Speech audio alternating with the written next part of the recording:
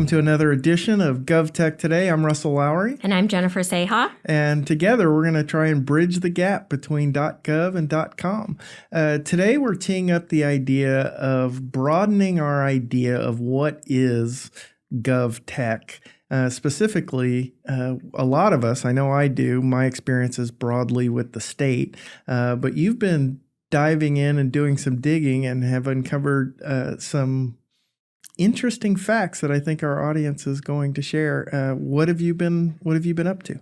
So, probably the best kept secret in SLED, you have the federal government. They spend, yes, a ton of money.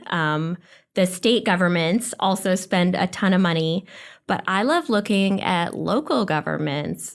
So I've been exploring this with my team a little bit related to the cities and the counties, specifically in the state of California. But this kind of applies to anywhere that you really look. Well, I think most of us may have this in the too hard bucket. Like, I know it's out there, but I'm really just looking for the whales, for the big stuff, and wrapping my mind around state agencies is hard enough. And you want me to start thinking about cities? Why should I do that? Mainly because you're right. It is big. And if you are always looking for those whales, guess what? So is all of your competition. I like going where your competition's not.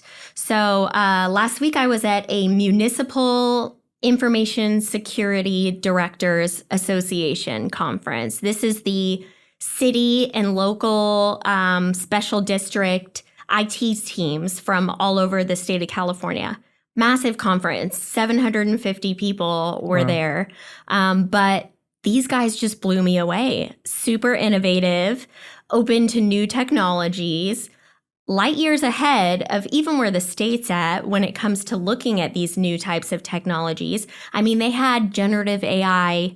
They had their policies in place. They had ransomware. They had figured it out. They knew the insurance. They knew how to protect against it. And it was like, this is so endearing. The fact that you guys are where you are is incredible. And I mean, we're not talking about big cities here. I kind of take LA out of it because LA, the city and the county together are the 9th largest state. I mean, it's great justification. LA is on everybody's SLED radar. They really are. They're kind of like a state when you look at it from that perspective. But some of the more innovative stuff I saw happening was at these tiny little cities or counties or transportation districts. Well, we think of those local governments as policy experiment areas. One size doesn't fit all. There's different things. We take learnings, we apply it at the state.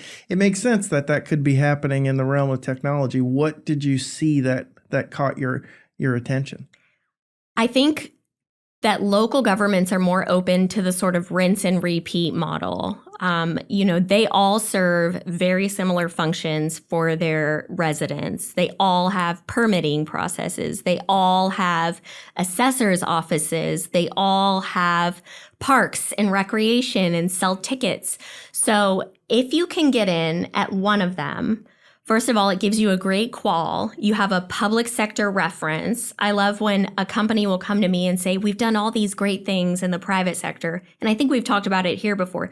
Government doesn't really care. Right. They want to know which other governments you've done stuff in. So getting your foot in the door, even if it's at a small municipality, is getting your foot in the door and shouldn't be overlooked. Plus, these guys spend more money than the state. So more money than the state. More money collectively than the state. So our government technology statistics. So our state budget was $310 billion.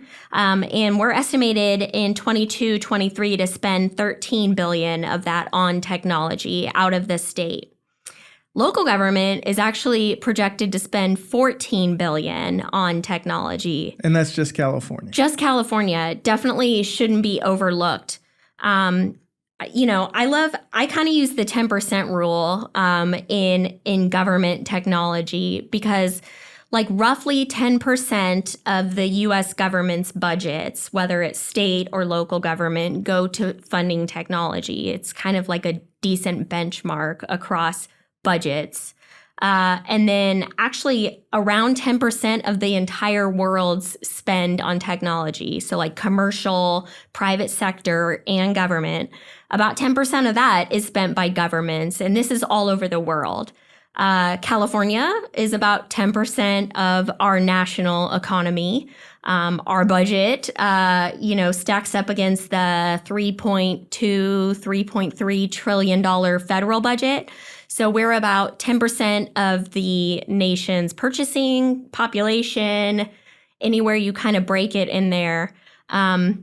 So I always say, my clients love hearing this too, like if you're not devoting 10% of your company's resources to this public sector market, you're missing a huge opportunity. Well, I'll share a funny story about a mistake that I made, but I had some client that I was pitching and introducing to cities, and I was going through this process, and I was meeting with all these different city council members, and I'd meet the mayor, we'd meet at Starbucks or whatever, and I'd get them on board.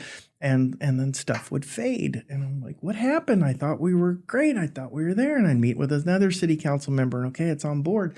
And I quickly realized you really need to know the city. Because in some cities, that works great. In other cities, if the city manager isn't in the meeting, it doesn't matter. People are pitching city council members on things the manager thinks are stupid all the time. And right. and they kind of serve as those gatekeepers. And so I just started setting up meetings with the city manager, with the right department head, with the right people, and get as big a meeting as possible so I can get everybody on board, understanding their budget authority and the whole thing. And things picked up dramatically. Do you think that level of detail is accessible to your garden variety tech SLED team? Yeah, I mean, it certainly requires some assistance from someone who knows how to do it, right? And that's why we have our businesses. Right. But it's very much like the state on a much smaller scale, right? Like when you're selling to the state, you're like, man, I don't just have one state. I don't just have one city that I can go to. I've got all these different departments within this city. And now there's a city council, whereas we have a legislature that sits across the street. So they do have very different roles. And just like with, state government or the federal government for that matter, you got to do your homework, right? Like they're going to laugh you out of that office if you're coming in there trying to sell them something that is completely not applicable to what they're trying to accomplish.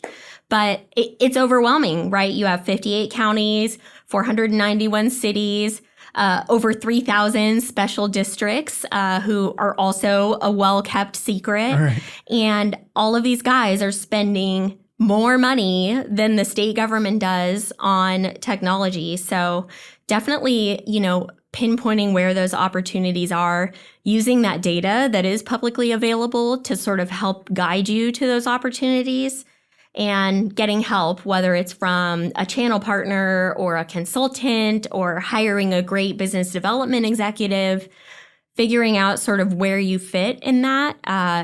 It's a big job, but it's also a big upside, right? Well, I think people will easily grasp the upside and the potential and the big, but for an account exec who might be in our audience who's it's daunting, it seems overwhelming, where's a good place to start? Where I believe you that the opportunity's there. How do I even start? I mean, they're not all created equal, right? Especially from a funding perspective. So what I would do if I was wanting to sell my wares or my services to these guys is narrow it down. 58 counties. So let's start there as an example. Which ones actually spend money on this type of thing, and which ones maybe go to the state because they don't have a big enough infrastructure for it?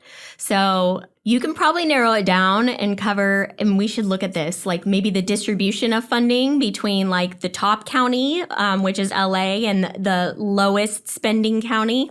You can probably focus on less than half of those and still cover the majority of the spending. I remember negotiating a transportation package, and we were dividing up the money, and the top 10 counties had a vast percentage of the probably money. more So we than had half. to chop it. Yeah. It's got to be more than half, for sure. Right. Chop it up a little bit. But there are also different schedules at the state where if you and some people and some of the cities and counties will defer to the state. So if you go through the process with the state, you negotiate a price, then they can buy you in that way. What's that process? So we talked about multiple award schedules at the state on a previous episode. And in California, cities and counties can buy off of the state's negotiated price schedule. So if I want software and I'm a city and I don't want to procure that software through my own processes, I can buy it off of the state's software licensing program. I think it's like a 1% fee. Honestly, I think vendors even pay the fee for local governments. So I don't have to do a ton of the work when it comes to contracting out and figuring out how that procurement process works. It's also a lot easier at local governments. Not many of them have these type of price schedules. If they want something, they just put out an RFO. So you see a lot more RFOs at the local level than you do at the state, where it's like issuing purchase orders, only giving it to a couple vendors. I mean, local governments, especially some of the smaller ones, they don't have these sort of bench contracts that they can just pull from. Like if they want anything done, they have to go out to a competitive bid for it, which is overwhelming for a lot of them. So for that RFO, I have to build a relationship with the city for them to get on their list where they're going to send me that RFO to even know that it exists. I can't just sign up for a service that's going to let me know. Or are there businesses you out can there definitely, that there are businesses that, they have like the GovWins and the Deltechs that'll alert you when a bid comes up for something that you offer in a local government.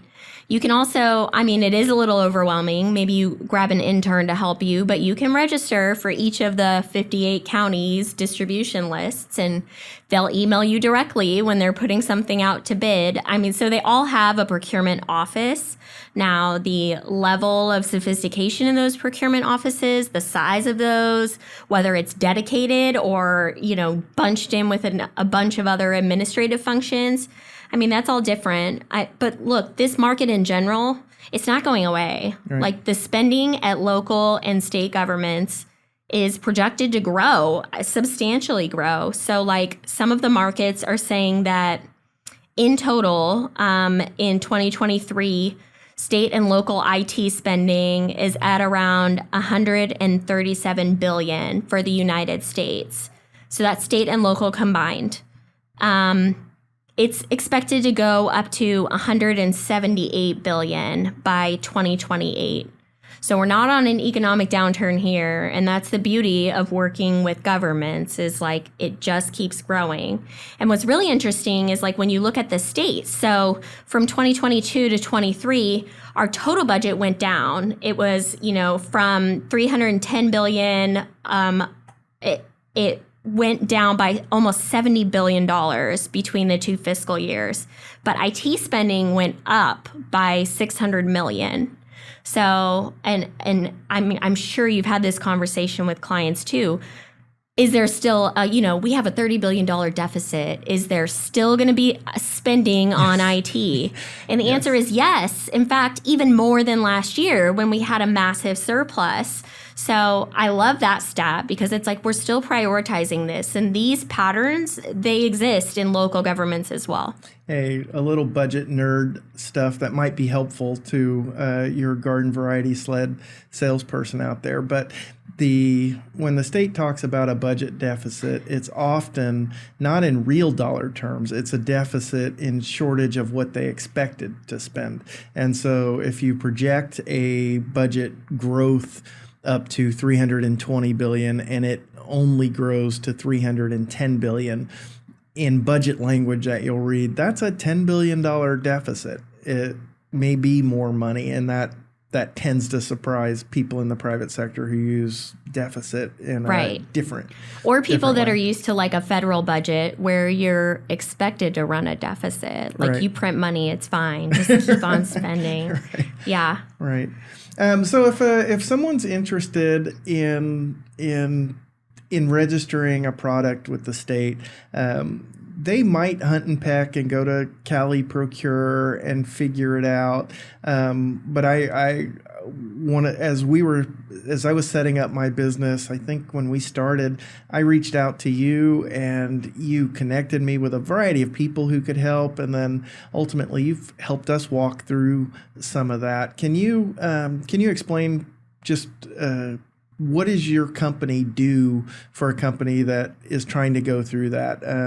You offer a suite of services, but why don't you just talk a little bit about what you offer? Yeah, so we can do anything and everything we have extremely sophisticated clients that have billion-dollar markets in the SLED industry, all the way down to the guy that's like, I just started a company, or I've only sold commercial. How is government different? Like, what are all these acronyms? I don't understand it. Why can't I sell it to one person and everyone at the state can use it?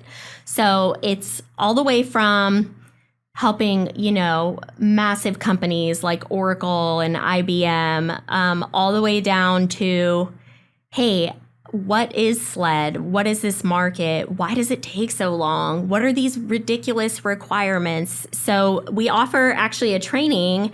It's like a SLED 101, and it touches on a lot of the things that we talk about here, but also just sort of the ABCs of how you do business, everything from registering for those to what is a state contract vehicle? Which one should I be on? How do I get on that? I don't know anybody in the state. How do I market to the state government? So it's sort of anything and everything when it comes to selling to the state. Most of my clients actually are in technology, which is also really helpful because it's its own beast when you talk about building a bridge and that procurement process versus selling PCs or a piece of software in that procurement process.